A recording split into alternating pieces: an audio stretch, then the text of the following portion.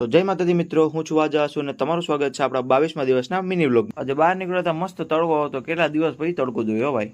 પછી હું પહોંચ્યો સીધો દુકાને ને જોયું તો ડોગેશભાઈ ને નાચમાં થોડોક ડોખો થઈ ગયો હતો. તો મેં પૂછ્યું કલેજા હું છું? તો કે તું તો બોલમાં જ કઈ. હું કે કેમ? તો કે તારી લીધે તો પછી ડોખો થયો. હટ બેઠો થા. પછી ઘેર આવીને જોયું તો કુનાલ સાયકલ લઈને ઉપાડીને ઉભો હતો કે હાલ જલ્દી ગાડી વાર ફટાફટ કે. હું કે પણ ક્યાં જાઉં? તો કે સાયકલમાં પંચર લઈ કે. વાહ, સારો જમાનો છે.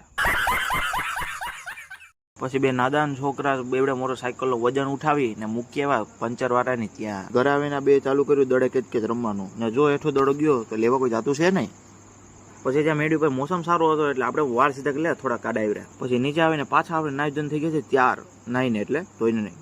અબે સાલે તभी ત્યાં વળી આ બે મોબાઈલ લઈને મેચ જોતો હતો કે કેમ બાકી આપણે પૈસા આપણી પાસે.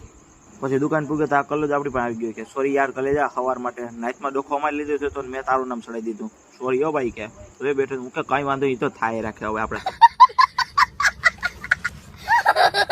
લાલભાઈ ને સાથ સહકાર અને હિંમત આવે ને હું નીકળી ગયો તો દૂધ લેવા. બધું આપણું કામ પતાવીને આપણે હું પૂછી ગયો સીધો દુકાને.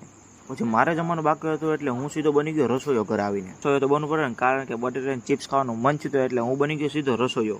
શાબાશ બેટા. જો કે થોડીક બરી તો ગઈ હતી પણ વાંધો નહીં હારે રાખે મારે જ ખાવી ને.